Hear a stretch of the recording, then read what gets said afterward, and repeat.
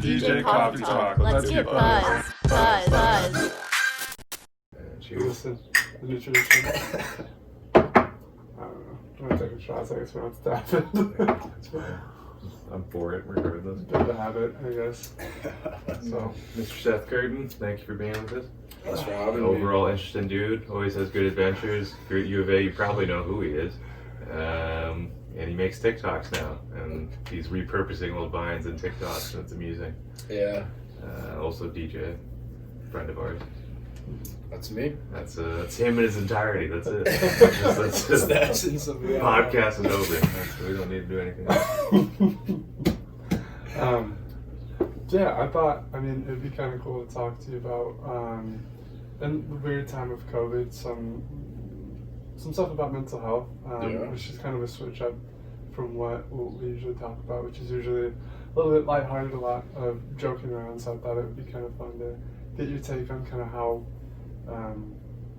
these times have affected people's mental health. Well, yeah, I think that bigger than any second wave of COVID cases that's gonna come, the government is really gonna have to normalize and destigmatize a lot of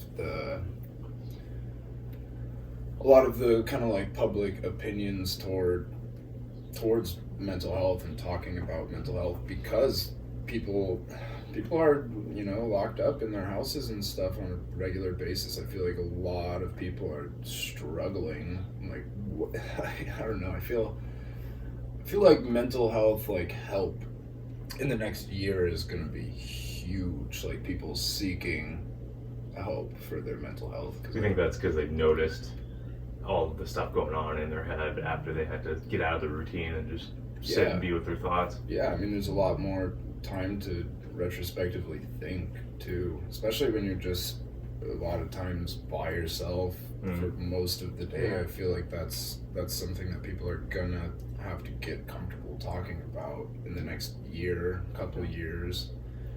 I feel like a lot of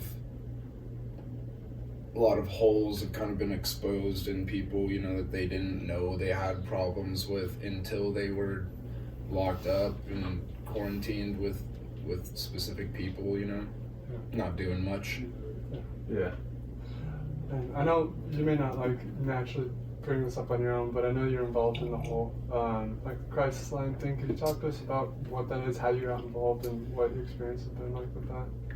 Yeah, so I don't know, I think I might have saw a tweet or something that was enticing people to apply to be a crisis counselor and for the crisis text line.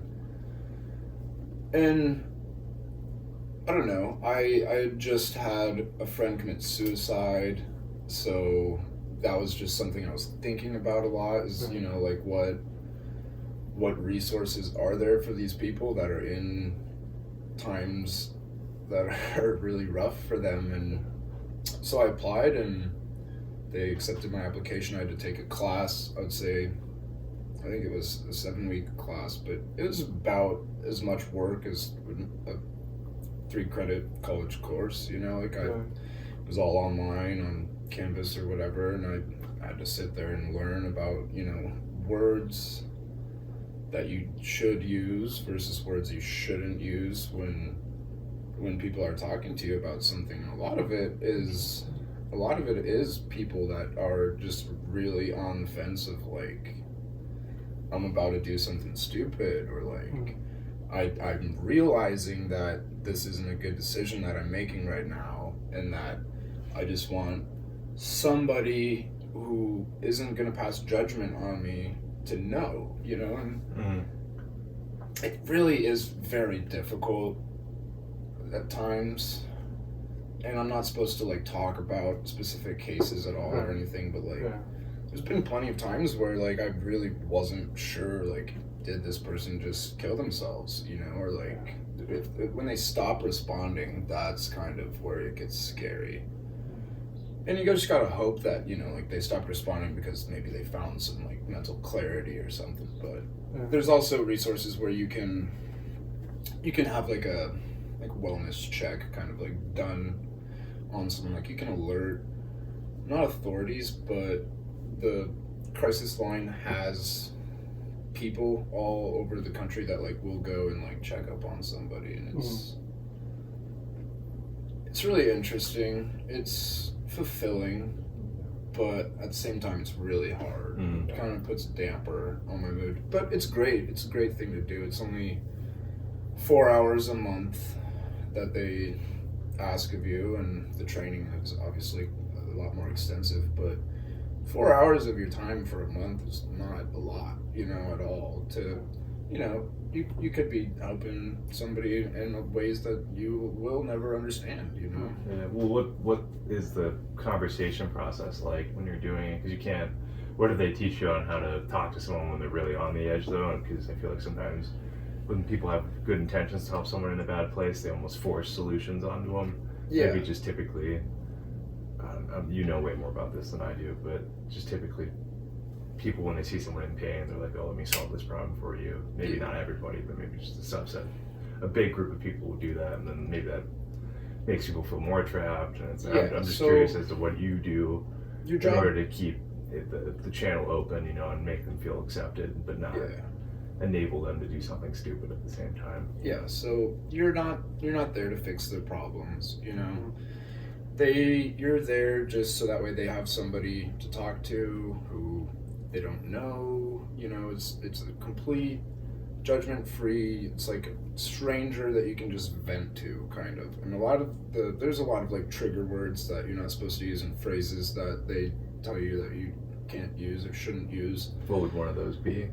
I can't think of any off the top of my head, but there's like a whole list on the computer, and in the training, I haven't been on there in a little while, but in the training there's a lot of how you phrase things means a lot. Like, a lot of it is just trying to help other people come to a realization of how they got to that situation. Like, what led up to this. So you're kind of acting as a mirror at that point. Yeah. A non-judgmental one where it's just saying, this is kind of what I'm a sounding board right now. This is what you're saying. This is what this situation's looking like. Yeah. Maybe in a manner that isn't as corrupt and toxic as how you're viewing it right now. Yeah. Not saying that you are toxic. It's just saying that what's happening right now to you is not the healthiest thing. Yeah. Because you're thinking about doing something that isn't a good idea. Yeah, and a lot of people too on there, like, don't get me wrong, people that are suicidal definitely make up a percentage, but a lot of the people on there too are just depressed or like very angry or upset, like my boyfriend and I just broke up, or like my mom is, hurt me, or like someone in my family is causing a lot of stress in our family right now, and it's too much for me to, to put into like a place where I can understand it, like a lot of people, it's just they're angry at something, or they're sad about something, and that they just don't know who to talk to, and a lot of it is just asking people, like questions, just kind of trying to make sure that they're safe, first off, and second, trying to give them resources so that way they can get the help that they need. How important do you think the human aspect is in talking in a crisis situation? Because a couple months back they tried to introduce this similar to what that is, except for kind of like it's basically like a robot that answers the text or the call or whatever. And I mean, I just want to know what you think. I don't know personally how I would feel if I was in a place of distress and I was talking to a robot, but I feel like if someone didn't know, it might be okay. But then again, it's so situational that I don't think that would be very successful, because there's a lot of problems that people have that they want to talk about, but they don't know who to talk to or exactly how to make sense of it. So I feel like in some ways that like AI system could help there with, saying specific phrases that, are more tailored to that person. But at the same time, like, people want to interact with other humans, like if you call a company and you're talking to a robot on a machine, like you're already gonna have an idea in your head that like this isn't the same level of service I could get if I was talking to someone. Yeah. I feel like that works with companies a lot too, where like you're on the phone talking to a robot and it pisses you off, you know, like press 1 for whatever, you know. I feel like it's a lot easier just to have your emotions validated by another human, because like we all go through the same stuff. I feel like that means a lot to people. It's just that like it's okay, you know. Plenty of people have been in this situation before, you know. Yeah, people get stuck on their own islands in their heads. Yeah. I feel like this is like a pain that is just unbearable, and no one cares about me, and the thought train keeps going. Yeah. A lot of people too are like actively, as you're talking to them, like debating, like, do I just empty this whole bottle of pills into my mouth? You know, like people get in situations where they kind of want someone else to tell them it doesn't have to be like this. You know, like it's okay to feel this way, but you don't have to make rash decisions that are gonna in the long run hurt you or hurt people you love. So when it comes down to that type of situation, is it you guys' call as a crisis counselor whether you do make like a wellness check or? Well, so in order to do that, I think I've only had to do it once, but it was a really stressful situation for me too. So you have someone who's kind of like your like coach or like a boss of sorts, who's full-time, you know, hired by the company, and you can talk to them while you're talking to the people, and it's on the phone technically, but I'm talking through my computer and they're texting, and so I can just shoot a IM to the manager person like real quick and be like, hey, can you read through this conversation and help me? You know, like I don't know what to say, I don't know what to do, and there's times where you can like kind of hand off the conversation to them and the texter would never even know, you know. Like if you're getting uncomfortable or like in too deep water with something and you don't know how to diffuse a situation, you can just give it, you can get help. Kind of pass it. Yeah. Someone that's trained and that's their profession. Yeah. Have you been in a situation either while doing that or with maybe a friend or loved one where you just feel like stumped and you're not sure kind of what to say? No. I feel like whenever I reach a point where I kind of don't know what to say, it's usually because the person leaves something like really open-ended, but a lot of times it's easy just to keep asking them questions, you know, like, where are you? Like, are you okay? Like, what music do you like? You know, like, sometimes it's really easier just to kind of have a conversation and get their mind off of whatever they're thinking about. It's interesting that trying to read vibes through text is so hard. Yeah, you know, it's very because you don't know if someone's joking or being sarcastic or how emotional they are about something you say or how they react to something you say, because you can't read their body language at all. So Exactly. I'm sure that's a challenge in itself. Yeah, it makes it very difficult. But at the same time, like as I said earlier, people really, really just want to know that it's okay to feel the way that they feel, and like they want to know that they want validation that other people go through this, other people feel this way too, you know, like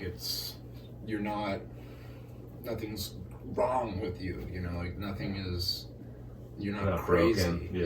You're not broken, you're just hurt. Yeah, well, that's the stigma slowly fading away, in my opinion, regarding mental illness, but it depends on what you're talking about, because with depression and anxiety, I feel like the stigma's not there as much, but if you're bipolar, mood disorders are difficult. It's hard, mood disorders are very difficult compared to anxiety disorders. Yeah, because then I feel like anxiety disorders, and I don't know if depression is also an anxiety. It is. So anxiety disorders, I think it's more something we can just identify and be like, that's horrible and it seems like you're very sick. But mood disorders, you can't characterize the person anymore. You're like, what are you? You keep changing your moods all the time. And are you okay? Are you sad? Are you like, what's happening? And we don't like that much chaos more. Yeah.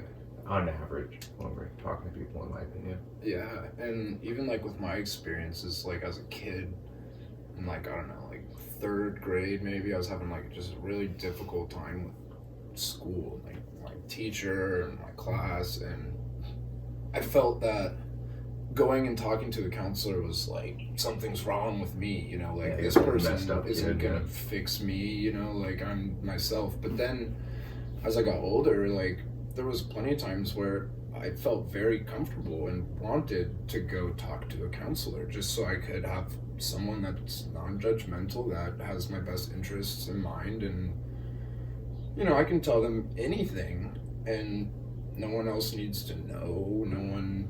Do you ever think that's kind of what good friends do too? Yeah, no, that's what they're just a sounding board. It's not judgmental.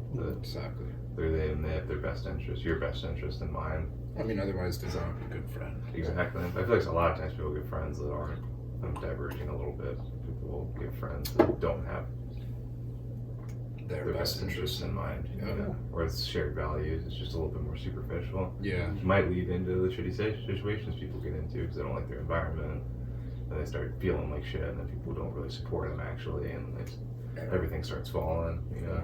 I feel like friendships like that are formed usually more off like, I don't know, like jealousy or like this person kind of has something that I want type of a friendship. So I want to be around him because he supplies me with something. I can get something experiences, out of them. drugs, yeah, girls, friends. Exactly. Yeah. Whereas like good friends really aren't gonna care. Yeah. You know, people. Like, I mean, they will care, but in a different way. Yeah. You know. Yeah, 100%. Want to sit on a rock and drink a beer? It's like, yeah, it sounds like a great time. So it doesn't really matter. Exactly. It's pretty powerful sentiment you talked about earlier when you say like people just want to know that there's nothing wrong with them, right? Yeah. Is that difficult when you're in these types of situations? Is that something you're trying to convey to them? Like, hey, there's nothing wrong with you. This is just like a. Or is that one of the hot words? If you say wrong at all? Yeah, you wouldn't say like there's nothing wrong with you or anything unless they were saying like I think there's something wrong with me, you know. But a lot of times you just want to make it your goal to help them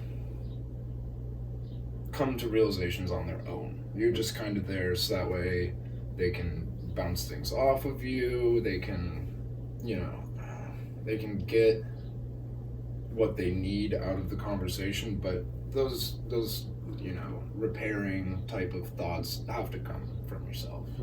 Someone else can't say like, you shouldn't be sad, nothing's wrong with you. If you are, you know, like you would have to come to a realization that I don't know why that makes me that angry or sad, you know, like it's not that big of a deal. People think that their problems are a lot bigger than they are a lot of the time. Yeah, we think that sometimes too is because they're thinking about their problems so much that they just let them, they're feeding them and they grow and they grow and they grow and they haven't just sat with it. What's actually happening. They just get diluted in their own head. Yeah, keep watering that plant, keep watering until it grows, and then it's a big plant. And it's like, I'm a stupid piece of shit. Like, yeah, you are. Yep. It just grows and grows, and like, yeah, you're dumb. And then like you see stuff that validates it everywhere you go because that's what you're focusing on. So that guy gave me stink eye. Yeah. Like, I'm a dumb piece of shit. And then just water the plant more. Yeah, and I mean a lot of that is you do speak things into existence, especially thoughts. Like very if powerful. You think I don't like the way I look, I'm ugly, like I think it's like a mental illness where like someone who's anorexic will look at themselves in a mirror and be a twig, but telling themselves in the head like I'm so fat, like I don't like this part of me, this part, like they have told themselves repeatedly so many times that they truly believe it. When at that point it is a severe mental illness, and you've convinced yourself of something even if it's not true at all. It's like when people lie, you know, you can believe your lie 100%, but it could entirely be fabricated. setting intention's huge. Oh, I think extreme. I think it almost got ignored a bit in like the past 20, 30 years though in science because we got very materialistically focused. Yeah. And, It's the whole like placebo effect, you know. yeah, which still is huge though. It still does something. It's You can take massive. something and believe it helps you, and then it actually helps you. Yeah.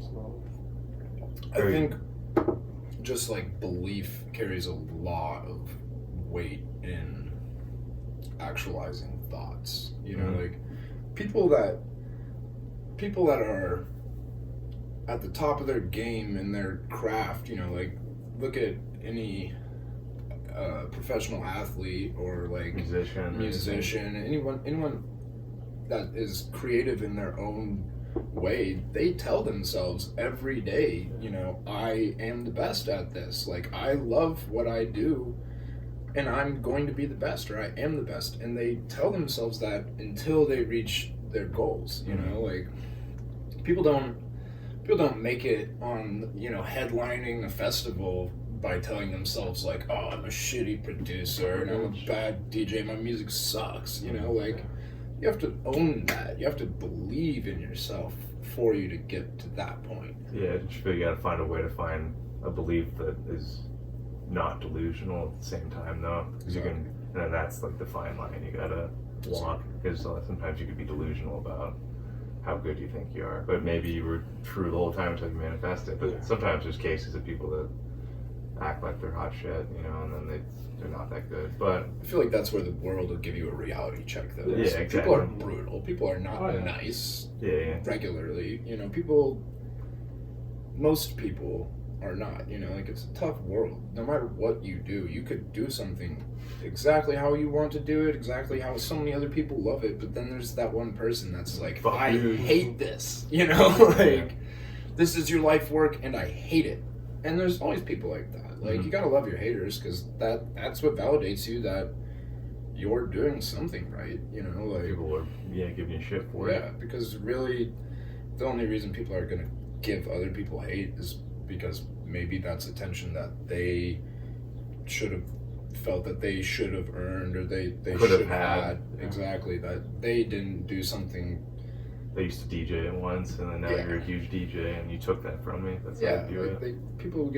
People get very envious when they see other people succeeding. Sometimes between friends too. it's true. Yeah, it breaks up a lot of friendships. It just gets uglier at that point, you know. How have you been with keeping up with like doing things you enjoy doing, like DJing stuff while we've been going through all this?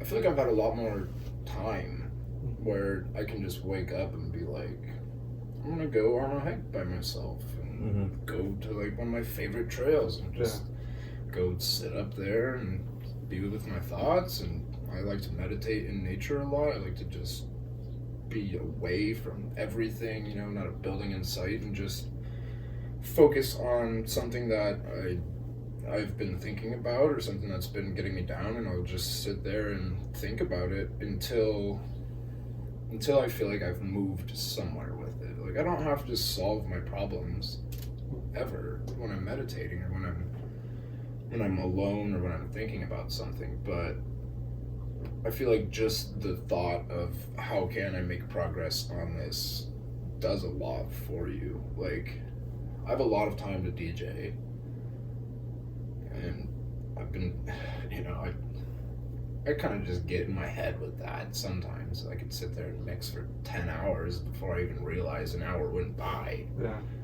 So, I mean, I feel like quarantine has done a lot for my like adventurous side. I feel like it's given me a lot more time and perspective of like, this is something I want to do, why don't I just do it? Yeah. Versus not during pandemic. I feel like I was pressed for like time a lot more, and like I had places I needed to be, people I needed to see, and work I had to do. And I feel like taking that whole aspect out of your daily life for as long as it has been out of my daily life, it's like I have a lot more time just to be with myself. Where that's a lot of people's downfall too with their mental health. They obsess over things where you just have to focus your obsession on something more positive. Yeah. I feel like it can go either way. Do you think it's going to be difficult for people to kind of transition back into that way of life? Oh yeah, very difficult. Yeah. It seems like kind of some of the bullshit of society has faded away for the past couple months, and you kind of see what's, kind of just reiterating what you're saying, that you kind of realize what's important, what you enjoy, if you're able to see past some of the emotional, mental unrest that initially spurs up when you're not doing what you're used to doing day in, day out. Yeah. I mean, definitely. I feel like right now, since everything is, canceled or postponed, I feel like a lot of people are just looking for something to unite on. I feel like that's why the civil rights movement right now is, and social media is going crazy. And like game stocks for like game companies are skyrocketing because people are at home playing more video games, on social media more. Like people want to unite on something. Like I can't talk with my friends about that game that we were all watching a couple days ago, or like I feel like the UFC fights have like brought a lot of my friends a lot closer together because we all have something to like talk about and like watch together and discuss. Whereas I feel like that's a big reason why these movements are getting so much attention from people, is because that's something that we can all talk about and we can all get behind and discuss, and it doesn't have to be in person. It can be over the phone, it can be over social media. People like people. Yeah, people like to know that other people share their same opinion too. People like to know that they have their tribe. Yeah, but other people agree with them. Like that is a form of validation that people get. Is this person thinks a like-minded way that I do? You bond on that, and you have connections that you wouldn't normally have. I never really thought about it like that. Yeah, that's true. It's a gateway for people to connect that they normally wouldn't talk to. Yeah. Connect with people that they normally wouldn't talk to. Yeah, like if you're both staring at a blank wall, sometimes it's hard to get something going. Breaks the ice. Continually breaks the ice in different situations. About a month ago, I was protesting. I think it was like the third day after all the protests started, and I was protesting, and a dude, we were marching from City Hall to the police station, but I was just gonna stop at my buddy's house, and right in front of my friend's house, a guy pulls up in a truck and slams on his brakes and gets out of his car with a steak knife and starts coming at these people protesting, and a dude hit him and picked him up and body slammed him, and then different two dudes picked him up and just kind of threw him in his car and were like, get out of here. And that was when I kind of realized I didn't want to be a part of that. I didn't want to be there, like that. Let's start getting violent like that. Yeah, I don't want to support that. And there was an older man that turned around and was very, very upset. It was like, this is not a peaceful protest, oh my gosh, and started walking One back. of the protesters had a steak knife? No, someone in some a other truck guy who came driving by, who was pissed off about the protesters had a steak knife. That's what I thought. And so this older man was really upset that, he saw this right in front of him, and he turned around and started walking back towards downtown, and it was a good conversation because I was going back downtown to get my car so I could go play disc golf, but I just walked with him and talked with him for a long time about what he thought, what everything that was going on, and it was a very healthy conversation for both of us, just to like run our own, maybe even like ignorant, like your own ignorance. You don't see everyone else's point of view. It was really good for both of us just to kind of like bounce ideas and our thoughts and opinions off each other, and it really helped me get a lot of like perspective, a lot of hindsight of how most people feel about this, not just how I feel, or like, especially someone that has 50 years on me. It was. What did he say? What was he thinking? He was just very upset that it got violent right in front of him, and he didn't want to be any part of that, kind of just like I did. He didn't agree with people threatening other people, and it was an interesting conversation, but it was nice to just complete stranger. Didn't even get his name until the end of the conversation when I was shaking his hand and telling him have a great day. That's awesome. It was awesome. It made me feel like a lot of times people really do just want to talk. Like something is confusing them or bothering them or they're upset. Like it just helps people to talk. And I feel like a lot of people don't understand that in the concept of mental health is you don't have to fix something by talking to someone. Like a lot of times just talking stimulates the thought process in your own head that eventually will give you understanding. Just working through talking about your own issues, or even verbalizing what it is that's bothering you, then you can realize, oh, that's what's bothering me. Is there something that can be? Yeah, exactly. A lot of times people don't understand they have a problem until they say it. That's a big part of alcoholism too. Is the first step is admitting. Like you need to be able to realize that you have a problem before you can fix that problem. A lot of people just want that instant gratification, the instant validation, that like I can fix this. And I feel like that's something our generation struggles a lot with, because like people just want the answer, like even in school, like people cheat all the time. They just want the answer, they don't want to know how you get the answer. They just want the answer. And solve it.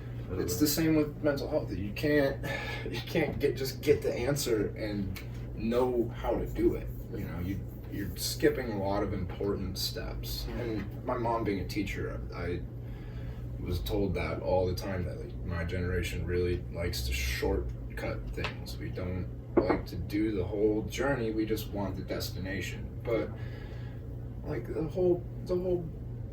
all the fun is in the journey. That's where all the growth and all of like the understanding and the learning comes from. Is the whole getting process. somewhere. Process.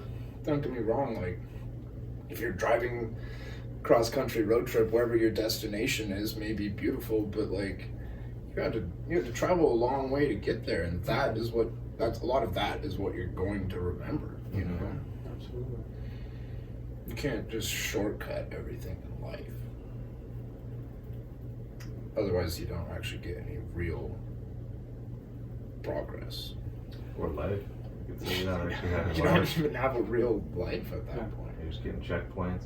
Do you think that's seen it more so? Is that a generational thing? You think like? I think it is. So I think it's comes from almost like social media, kind of, or like I don't want to say entirely social media, but yeah, our generation doesn't like to put in the work. We just like to, have something finished product ready for us. There's a lot that goes into making that, and I think a lot of people don't think about that, and they don't understand that it's more important to work through all the steps and grow than it is just to get to the end and this is the final product. Yeah. I think the world would look differently if that wasn't the case. If we all kind of. I mean, I'm guilty of trying to shortcut things all the time too. Like especially with the ADHD, it's like my brain just wants to be done with something. But then at the same time, I'll start 100 things and not finish any of them. Like I feel like if people just were able to realize the things that you think are so important are not that important, that I feel like people could come to a lot more realizations of what they actually need mentally and physically and spiritually. Like, spirituality is another thing that people think like, oh, I'm gonna go to church and then I'll be enlightened, you know, like I'll know the answers, everything. Whereas it really is a journey. People spend their entire lives just trying to actualize one thought or like one just to make something real. Yeah, like monks, you know, like that's a lifelong spiritual journey.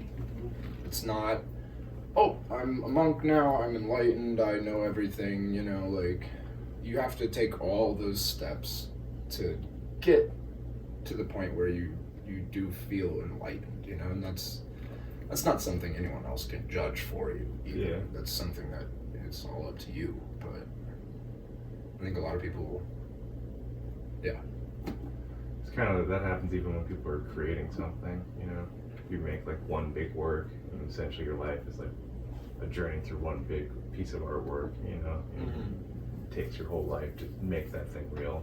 Yeah. Whatever that thing is that you want to create, whether it's like an Apple computer or if it's a program that helps people somehow, you know, like an actual, just not even a technological program, just any plan that benefit your community. It's a life process to turn that word, like that thought, abstract thought, into an actual tangible thing that doesn't just get washed away by any resistance or by people not wanting it to be around, which happens a decent amount. Yeah.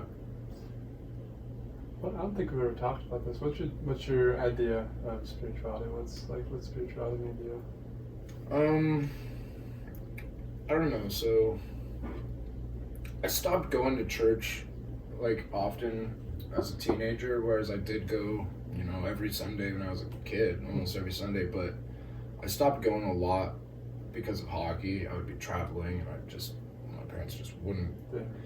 We wouldn't go, you know, we would be out of town. And when I came to college, I went to the Lutheran campus ministry a couple times, but the pastor that my sister just like loved, and we knew our family pretty well, retired my freshman year. So then I just kind of didn't want to go. I didn't want to go, you know, meet someone new. I didn't want to wake up on Sunday mornings, you know, like a lot of times I had homework, I had other stuff to do. And at the same time, I was taking 2 religion classes. I was taking a class about Southeastern Asia. So basically, a lot of it was about India and religions there, Hinduism and Buddhism, mostly. And then I also took a philosophy class that was very religion-centered, Mind, Matter, and God with Maloney. And both those classes kind of made me realize that there's really not anything more dangerous in the world than religion. That more people have been killed in the name of religion than have, you know, died of illness ever. You know, like we are still fighting the Crusades in the Middle East to this day. We spend trillions of dollars on trying to force our religion on other countries and on other people. Where I feel like spirituality and religion really, people, like I said, like to unite and like when other people share the same ideas as them. So that's why these congregations grow, and that's why they get so much following and support. But ultimately, your own idea of spirituality, like when you die, it's just going to be you alone, you know, and you're going to be by yourself, you know, and that's something that no one else can judge for you. That's something that 100% needs to be your own idea of like, this is what would make me happy, you know, or this is what I want to do with my life, and here's how it goes. I feel like a lot of people, it's just really easy for them to be like, oh, yep, I stand with this organization, and I believe everything that they believe, and I feel like that's what a lot of people don't understand. It's like you're allowed to stand by that organization and support everything that they believe, but at the same time, a lot of thoughts need to come originally from yourself before you can really be, I don't know. I mean, spirituality is different for everybody. Right. Enlightenment is different for everybody. Right. But I feel like you really need to, most of that conversation is in your own head. I feel like, you know, it's not something that is ever really attainable. Almost. Sure. It's a lifelong journey. You think the mentality you're talking about, the people that just kind of want to go and stand with an organization and don't want to, does that feed back into what you're talking about with like not putting emphasis on the journey and wanting to just forego it? Exactly. People think, you know, like, I go to church every Sunday, therefore, like, I'm a perfect Christian or whatever, you know, I'm going to heaven for sure, blah blah blah, and it's kind of like, you know, like it's all up to you, you know, really. No one lives or dies without sin, ever, you know, and for a lot of people, church is just a place where they can go and be forgiven of their sins and can feel renewed almost and feel like they have some sort of purpose bigger than themselves in the world. Right. But a lot of people don't understand that is an internalized journey that, yes, you can talk about with other people and come to understanding off of those conversations, but actually, like, what you believe in has to come from inside you. Otherwise, you're just a clone to somebody else's words, you know, like something can resonate with you, but it doesn't define you, you know. I kind of feel like you become an NPC at that point, a non-playing character from any game ever, but you're just going along with the flow and you're not actually living your own story. You're just going through the motions. Yeah, like I have this job, I do this, I do this, I do this, I do this, which I get that works for a lot of people. Works for a lot of people, especially depending on where you're coming from. If you're coming from a lot of scarcity in a fucked up environment, you need to do whatever you have to do to get out of it. Yeah. But a lot of times I think people settle too much for that. That's the whole, you might get in trouble here, but it's the whole Illuminati sheep thing too. That's that whole culture, is that you just mindlessly drudge on to whatever people say, and there's a select minority of really wealthy, powerful people that decide everything. I'm not saying that's exactly what happens, but pretty accurate. But people will just kind of sheep into their own little worlds, and then they're afraid to go out of it. Well, because that's what's comfortable. Yeah. People don't like being uncomfortable. Where a lot of times the uncomfortable conversation is the one that you get the most personal growth from. Yeah, absolutely. Like, that's why it's so hard for people to reach out and talk about mental health too. I feel like is because they feel ashamed, they feel embarrassed. Well, they don't want to get wrong judged with too. me. Or judged by people that are close to them, Yep. your family members or their friends. Yeah, you don't want other people to think less of you because you thought or you feel a certain way. That's the only way you can heal too, though. You gotta be able to just express every part of you, and the parts that are bleeding.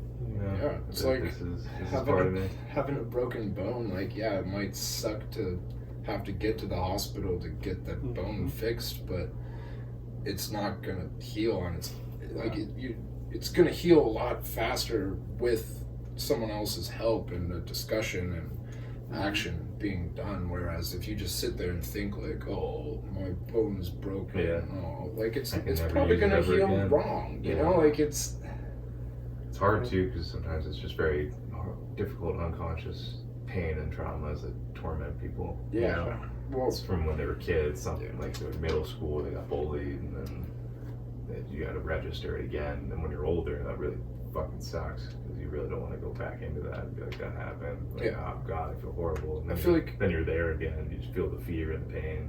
Brings back the emotion. Yeah. It's hard for people to bring up something that caused them trauma after the fact that it's no longer a part of their life anymore. You know, like move to another chapter. Yeah, like I was watching a TV episode of a guy who got shot and was paralyzed for life. And from his waist down, he was paralyzed. And, you know, this was 7 years after he got shot. I think it was episode Queer Eye, actually. The counselor guy recommended and got his blessing to reach out to the guy that shot him after he had done this time. And for him, the last 7 years of his life, you know, he had recovered, and you know, he has his own nonprofit and he's living his life, but he never healed or like got the actual reason why, you know, like he went all that time and then having to go talk to that guy about what happened that night for both of them was like huge for them. Like both of them walked out of there like with a lot of closure, whereas they had kind of both been living 7 years of their life. You know, this guy just did time, this guy's in a wheelchair, you know, obviously you have a lot of time to think and stuff, but they never got the answers that they needed to get. So it was hard for him to go in there and sit with this guy that tried to kill him and ask, you know, like, why, you know. He had just brushed it under the rug for 7 years, and it was causing him a lot of mental problems. It was a traumatic experience for him that he never knew why, you know. Whereas when he actually went back 7 years later and went through the steps of healing and got answers to questions that he had, like he said thank you to the guy for giving him the life that he had now. Like he was very grateful to just be gratitude is alive the cheat code of life. I feel like it's really cool. Like you just find a way to genuinely be thankful for something, you're so much happier. Yeah, and it's hard to put that into action too, though. Like people can do stuff for you and you can be very, very grateful for it, but you know, they might not even know at all that it mattered to you at all. Yeah. Unless you find a way to show them that it means something to them. I feel like I struggle with that a lot. Yeah. At least I know I do for sure. Mm-hmm. You know, like people will tell you like, I don't know, I feel like it didn't mean anything to you, you know, and it could have meant the world to you. Right. That's hard. If they make, I don't know, some sort of coaching that helps us better connect with other humans, it probably would do very well. Yeah, it seems like something like so simple, but like you said, it's hard to put in action. Just like letting people know. I appreciate what you did. Yeah. You know, a lot of people, it's just even just saying that, people will like feel embarrassed sometimes, or like. Yeah, why is that taboo? That's so weird. Like, it's taboo to say thank you for what you did. Exactly. I think it's vulnerability, maybe. Yeah. It always feeds into 3 or 4 key emotions. Yeah, it is vulnerability. You're putting fear, yourself pain. At a place where you have to acknowledge that someone else did something for you that you couldn't have done for yourself or weren't going to do for yourself. And a lot of people, it's hard for them to say, thank you. That meant a lot to me. It's also hard to say it in a way that people understand the message, you know, because you can say thank you with like, fuck you. It's like, like, okay, you're welcome, or something. Exactly. Yeah, say it in a way where it registers for however that, you have to code switch in a way where it registers however it registers for that person and that culture and their subculture. Like how overused is like thanks and no problem. Especially it's just the word thanks. Never again. It's like I can't fuck you, Bethy, for even 3rd say grade. it the whole sentence. It's just thanks. It's not even thank you. Welcome. Thanks. Welcome. Yeah. I feel like that's a part of our just like fast-paced generation that just wants instant gratification. I feel like that's a big part of that too. It's just quick and easy, and we use acronyms for everything. Like I talk to my friends' little brothers sometimes, and they'll put shit on their story or whatever, where I have to ask them like, what does this mean? And it makes me feel old because I'm like, I know all the acronyms, you know. You aren't saying something that I don't understand. Like, what were they saying though? Like, what's an example? Well, I don't know. It's been a codified recurring thing. It happens a lot where I'm like, what does this mean? You know, like PPQL. Like, you know what that means? I felt kind of stupid when someone said TTYL, and I was like, what is that? And they're like, talk to you later. And I was like, you couldn't have